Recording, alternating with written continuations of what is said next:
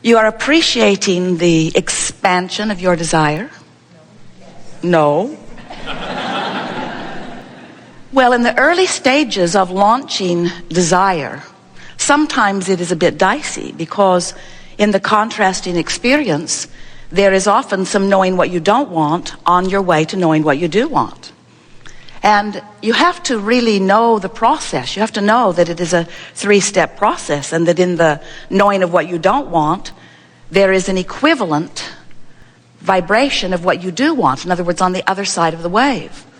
So the more you want something, the more its absence is uncomfortable. And the more the absence of something that you want is uncomfortable, the more you want it. But the whole process of deliberate creating is about deliberate vibration. It's about deliberately contouring your thought in order to achieve a vibrational frequency with who you really are, with what you really want. So we notice as we watch you that sometimes you are better at it than others.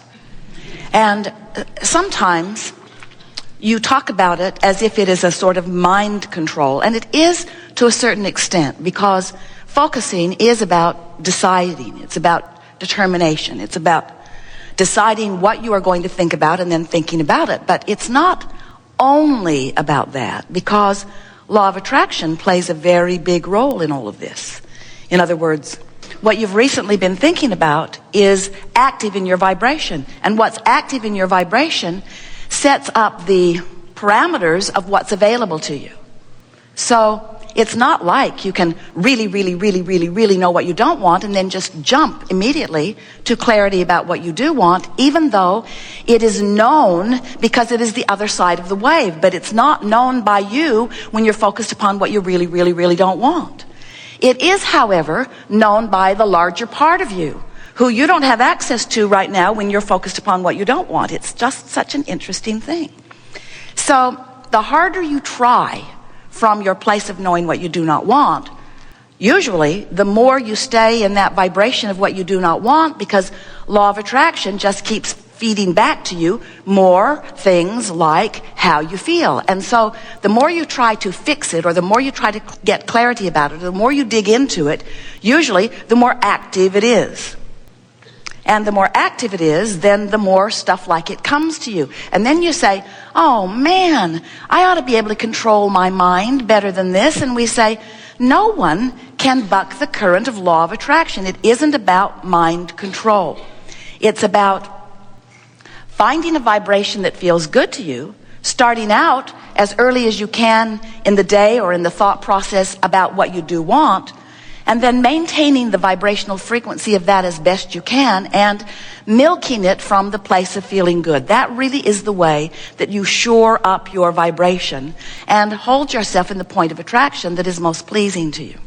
So interesting to watch you, because a lot of times you've decided that you will be determined. I'm going to make this happen.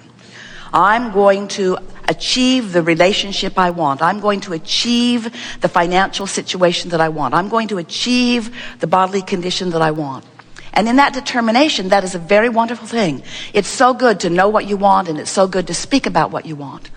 But we've been talking for years, and if you've been listening to us at all, you've been hearing us speaking about the law of attraction. Yes, most powerful, significant law in the universe, and the one that your understanding of it will serve you better than all others.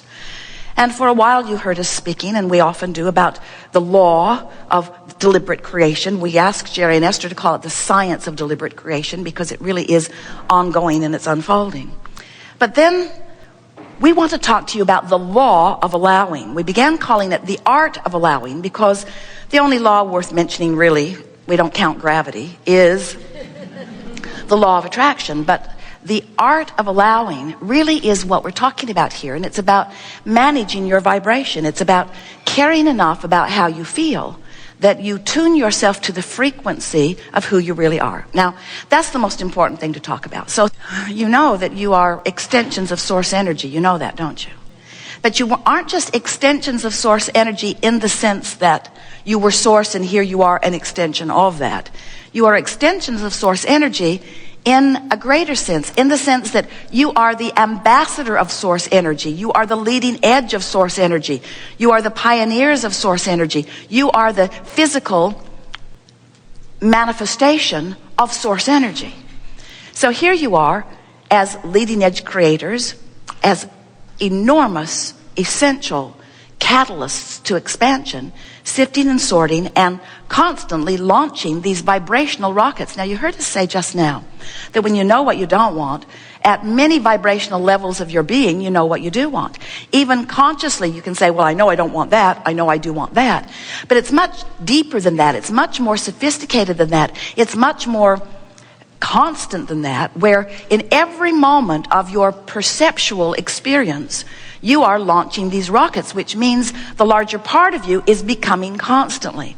Now, this is the thing that most of our physical friends do not understand, but is so essential to your understanding if you are to understand your emotions or why you are here or how to be happy.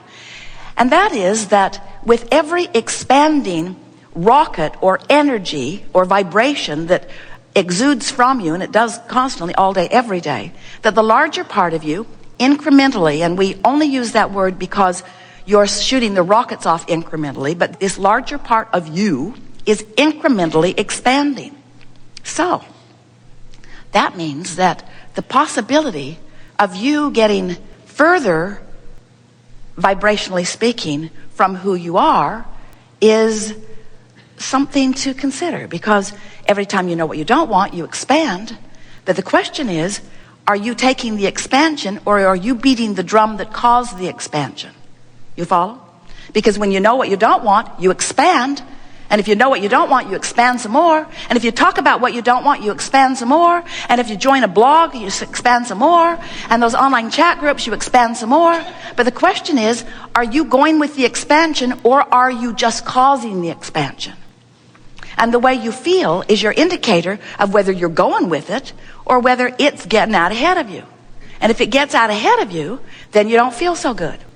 If life causes you to expand and you are not aware of the expansion and doing your work in keeping up with it, then the gap can get wide enough that you can begin to experience some discomfort that is beyond the negative emotion that we love you very much. The negative emotion that, oh, we love you so much.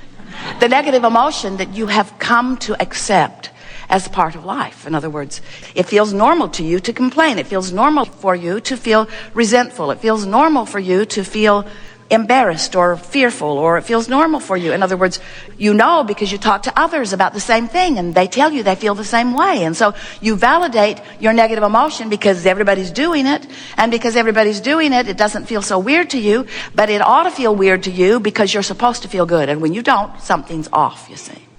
So when we talk about the art of allowing, we're not just talking about you allowing your new car to come, or your new home to come, or your lover to come, or your physical condition to improve. We are talking about that, but not just that. When we talk about the art of allowing, what we're really talking about you allowing is your alignment, your connection, your involvement, your vibrational sameness with your inner being, who keeps taking the expansion and never holds back from it. Your inner being, the source within you, this non-physical part of you, who we are wanting you to understand exists in this vibrational frequency of knowledge and understanding and beingness. Your inner being is not an idea.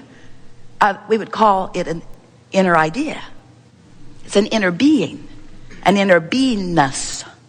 Your inner being bees. Your inner being is consciousness who bees. Consciousness who is life, who is eternal, who bees.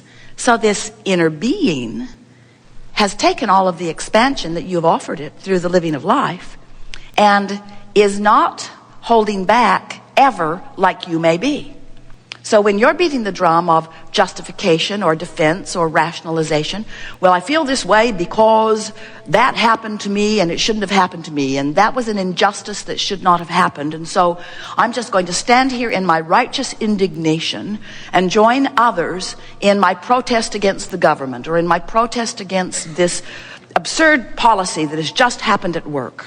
Do you know they gave us a bonus and then they took it back? It's just ridiculous that they're making all that money and they're not giving nearly enough of it to me, and I'm working so hard and I don't think they are. That righteous indignation is justified maybe, and maybe everybody in your company and beyond would agree with you, but your inner being isn't agreeing with you, and that's the only agreement that is ever important to you. Your inner being stays in a place of positive expectation. No, not positive expectation, because expectation implies it is something yet to come. In positive beingness, because your inner being bees there and does not deviate from it. But when you aren't up to speed with your inner being, then you feel the deviation. Light, slight, severe, strong, that's what negative emotion is. It's your indicator that you're not up to speed with your expansion. Negative emotion is telling you two things. It's telling you first that you're not up to speed, but it's telling you something else really, really important that we so want you to hear. It's telling you you have expanded, the bigger part of you has expanded beyond where you're practiced. Don't you like knowing that? I have expanded beyond what I have learned to allow. Well, you know what that means? If you've expanded beyond what you have learned to allow, that means there's some good times coming to you, because the deliciousness of life, the true essence of life, the part of life that you call exhilaration or adventure, the part of life that you call passion, the part of life that you climb mountains for, or that you get into new relationships for, the part of life that you were born for, the part of life that you love the most of all is that moving in the direction of the further expansion. And we really want you to hear us when we say moving in the direction of it, because moving in the direction of it is all that you're ever going to do, because you're never going to catch it. Oh. That doesn't seem right. I'm never going to catch up with who I am. Not really. Because there will always be more that will cause you to expand. And so if you can come to the place where you savor the problem as deliberately and deliciously as you savor the solution, now you're rocking and rolling. Because you can't have a solution without a problem, and you can't have expansion without asking, and you can't ask without contrast, and you can't be alive without that. You can't be here in this physical format without life causing you to know more clearly all day, every day, what you would prefer. So you got that, didn't you? Do you understand that the vibration of a question and the vibration of an answer are different frequencies? But the answer is born from the question. Do you understand that the frequency, the vibrational frequency of a solution is different than the frequency of the problem? But they are tied together in this vibrational wave. In other words, they are equal parts of the same concept. It's why humans talk about duality.